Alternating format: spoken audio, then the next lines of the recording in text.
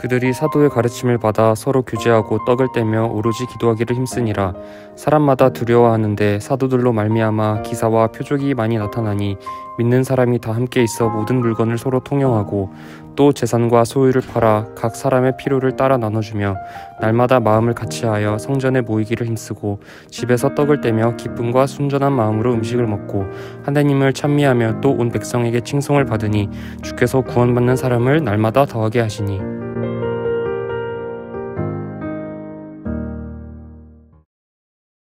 좋은 아침입니다. 오늘은 초대교회의 삶에 대한 이야기를 같이 나눠보려고 합니다. 42절을 한번 다시 살펴보겠습니다. 그들이 사도의 가르침을 받아 서로 교제하고 떡을 떼며 오로지 기도하기를 힘쓰니라. 성령이 임했던 교회, 3,000명이나 되는 사람들이 모인 교회. 이 초대교회는 어떤 움직임을 취했을까요? 와, 많은 사람들이 왔으니 잔치를 벌이자. 야, 등록한 성도들 관리해야 되니까 얼른 조직을 만들자. 아니야, 이런저런 프로그램 만들자. 이렇게 바빴을까요? 이런 구체적인 형태는 보이지 않습니다. 그리고 오히려 42절은 말해줍니다. 사도의 가르침, 지금 말씀에 집중했다고 해요. 그리고 서로 간에 교제하였고 떡을 떼는 성찬도 진행했고요. 기도하는데 힘썼습니다. 우리 교회도 이런 교회가 되기를 원합니다. 이 정신을 잊지 않기를 원합니다. 말씀을 가르치고 알아가는데 힘을 쓰는 교회, 서로 간에 교제하며 나눔을 할 수 있는 교회, 예수님의 피와 살을 기억하는 시간을 갖는 교회, 기도에 힘쓰는 교회, 이런 교회 되기를 원합니다. 오늘 이곳에 모인 성도님들, 이따가 기도하실 때 우리 교회를 위해 이러한 기도를 부탁드리겠습니다. 특히 저 말씀처럼 초대교회의 정신이 계속 살아있는 교회가 되도록 기도해 주시길 부탁드립니다. 자, 이런 교회가 하나님께서 기뻐하시는 교회며 예수님께서 칭찬해 주실 교회입니다. 그리고 43절부터는 이것에서 시작하여 구체적인 삶의 모습들이 나옵니다. 43절입니다. 사람마다 두려워하는데 사도들로 말미암아 기사와 표적이 많이 나타나니. 교회에 모인 이들은 하나님의 거룩한 백성이고 동시에 제사장직을 수행합니다. 하나님 앞에 많은 이들이 나올 수 있도록 그 임재를 경험할 수 있도록 인도해 주는 일을 교회가 해요. 초대교회를 보고 당시에 많은 사람들이 두려워했습니다. 이거는 공포심에 대한 두려움이 아니라 일종의 하나님에 대한 경외감으로부터 나오는 두려움이었어요. 나름 경건하다고 생각했던 유대인들이 베드로의 설교를 듣고 자신들이 알고 믿고 있던 가치관들이 변화되었어요. 진정한 하나님의 역사와 일들을 보고 두려움, 경외감을 느낍니다. 아, 이게 하나님의 능력이구나. 아, 이게 내가 내 인생에 걸쳐서 그동안 추구했던 그 가치, 그 하나님에 대한 진짜 능력이구나. 이거를 초대교회 사람들을 그리고 그 주변의 사람들이 알게 된 거예요. 자, 오늘날 교회를 보고 많은 사람들이 손가락질을 합니다. 그러나 교회는 여전히 이 세상의 빛이자 소금입니다. 비록 교회를 보고 사람들이 욕할지라도 하나님의 약속을 믿고 묵묵히 방주를 지었던 노아의 마음으로 우리는 많은 사람들이 우리 교회를 통해 하나님을 경외할 수 있는 기회를 얻을 수 있기를, 진정한 이 세상의 진리를 맛볼 수 있기를 기도해야 합니다. 오늘 계신 곳에서 우리의 행실을 통해 이러한 하나님에 대한 마음과 관심 또한 잘 전해질 수 있기를 위해 기도해야 돼요. 내 힘으로는 못 전합니다. 성령님의 도우심 속에 전해질 수 있습니다. 우리 교회도 그리고 여러분들을 통해서도 이러한 하나님의 알 수 있기를, 이러한 하나님에 대한 알미 전해질 수 있기를, 우리 모두를 통해 진리와 사랑과 평안이 흘려갈 수 있기를 원합니다. 자, 44절에서 45절입니다. 믿는 사람이 다 함께 있어 모든 물건을 서로 통용하고 또 재산과 소유를 팔아 각 사람의 필요에 따라 나눠주며. 초대교회 사람들은 자신들의 물건을 통용했어요. 같이 썼던 건데요. 근데 이거는 공산주의 같은 개념은 아니에요.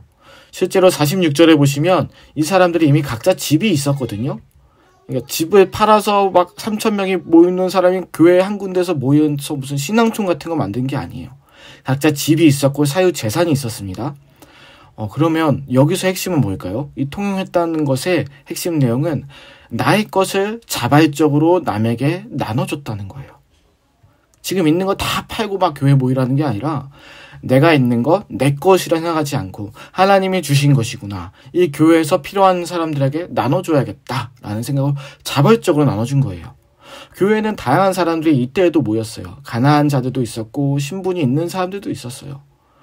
근데 각자의 형편에 따라서 구제가 필요하고 도움이 필요한 사람들 좀 도와준 거예요. 나눠준 겁니다. 이거라고 해서 잘못 오해해서 우리도 지금 당장 성도님들 재산 파악해서 똑같은 경제 수준이 되기 위해서 재산을 나눠 이런 건 아니에요. 이런 게 아니라 우리가 필요한 사람을 돕고 찜찜함이나 강압이 아니라 정말 자발적인 마음으로 누군가를 위해 이것은 내 것이 아니라 우리 교회 하나님의 것이구나. 교회 내에 필요한 이들에게 나눠주겠다는 나눔의 마음을 가지라는 겁니다. 네, 이것은 근데 많은 면에서 세상의 논리와 달라요. 세상의 논리는 이거죠. 내가 남의 것을 취해서 나의 결핍을 채우자가 세상의 논리예요. 세상을 살아가는 이치라고 합니다. 남의 것을 가져와야 된다요. 그러나 이 세상을 만드신 하나님의 논리는 그렇지 않아요. 하나님의 진리는 자신의 것을 나눠줄 때 오히려 더 받게 된다는 것이 하나님의 진리예요. 그것이 사랑이고요. 그러니까 우리가 그러면 당장 뭐라도 나눠줘야겠다. 뭐라도 팔아야 되나? 어디 무슨 마켓에 뭐라도 팔아야 되나? 이렇게 하지 마시고요. 꼭 물질이 아니어도 됩니다. 공동체원들, 교회에 대해서 내 시간 혹은 나의 관심, 나의 마음을 조금씩 더 자발적으로 나눠주세요. 나눠주신 만큼 채워지는 풍성한 은혜가 있을 겁니다.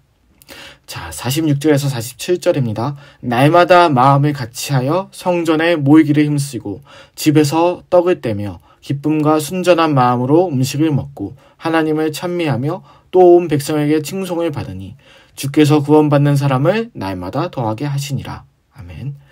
초대교회 성도들은요, 모이기를 힘썼습니다. 그리고 이들의 모임에는 항상 예배가 있었어요. 예배 중심의 모임이 있었어요. 교회에서 다양한 것들을 할 수도 있었거든요. 당시 국가적인로 좀 위기 상황이었어요. 어떻게 로마로부터 벗어나야 될까 모의할 수도 있었거든요. 그러나 이 사람들은 모여서 예배했습니다. 각자 집에서까지도 모였어요. 한번 우리가 성전에서 모이는 거 끝나는 게 아니라 각자 집에서도 모임을 계속 만들었습니다. 그리고 그 모임 가운데 기쁨이 있었고 찬양이 있었습니다. 우리 공동체에 이런 은혜로운 모임들이 있었으면 좋겠습니다. 언제나 우리의 전체 모임에도 예배가 중심이 되고 각 모임, 부서, 가정에까지 이러한 기쁨과 은혜, 하나님을 향한 고백, 그것에 감격이 넘치는 찬양이 있기를 원합니다. 네, 자, 47절은 너무 놀랍습니다. 이런 교회를 보고 주변의 사람들이 칭송을 하였다 그래요. 이웃들로부터 좋은 인상을 받게 되었다 그래요. 이렇게 본질이 있고 이러한 정신이 살아있는 교회는 오늘날도 여전히 우리의 주변 이웃들로부터 칭찬을 받는 교회가 될 수 있고, 칭찬이 인정이 받는 칭찬이 아니라 하나님께 영광이 도여질 수 있는 그러한 은혜가 있을 수 있습니다. 작년 성탄절 구제 때가 생각납니다. 어떤 복지사님이 그때 그러셨어요. 이번에는 코로나 때문에 그런지 후원이 너무 안 들어와서 정말 도와주고 싶은데 도와주지 못한 사람들이 있었는데 이렇게 빗속은 광연교회에서 연락을 줘서 너무 고맙습니다. 물론 이건 단적인 예입니다. 그런데 우리 교회로부터 이렇게 주변 이웃들에게 선한 향기가 여전히 흘려지고 있어요. 계속 이것이 흘려지기를 위해 기도해야 합니다. 하나님께서 이 지역을 사랑하시고 돌보시고 그 가운데 우리 교회가 사용되기를 위해서 우리는 기도해야 돼요.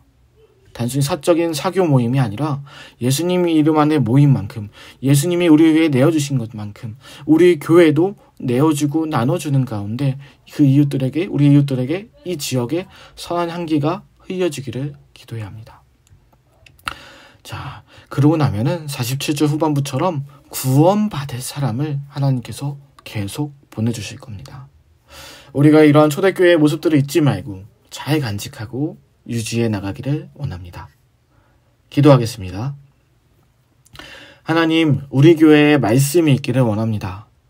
그 말씀이 살아온 동력이 있어서 모든 성도님들의 마음속에 그 말씀이 새겨지고 그 말씀을 통해 하루하루를 이겨낼 수 있는 힘이 되기를 원합니다. 하나님, 우리 교회에 교제가 있기를 원합니다. 개인주의 그리고 상호에 대한 불신이 가득해지는 시대 가운데 진정한 인간 대 인간으로서의 교제, 모든 것을 내어주신 예수 그리스도 안에서 서로의 마음을 자발적으로 내어주는 교회가 되기를 원합니다. 하나님, 우리 교회에 기도가 있기를 원합니다. 예수님의 이름으로 하나님을 부르짖고 찾고 기도하며 하나님과 교제하며 하나님의 음성에 귀 기울이는 우리의 기도가 있기를 원합니다. 하나님, 우리 교회가 빛과 소금의 역할을 끝까지 잘 감당할 수 있기를 원합니다. 이웃들이 보고 하나님은 이런 분이시구나 알 수 있기를 원합니다. 구원이 예정된 이들이 이곳에 문을 두드리고 같이 예배의 자리로 나올 수 있기를 원합니다. 오늘도 교회를 위해 기도하며 한마음으로 나아가는 모든 이들에게 주님이 주신 힘과 능력이 있는 곳에서 그러한 삶의 현장에서 나타나기를 기도합니다. 예수님의 이름으로 기도드립니다. 아멘.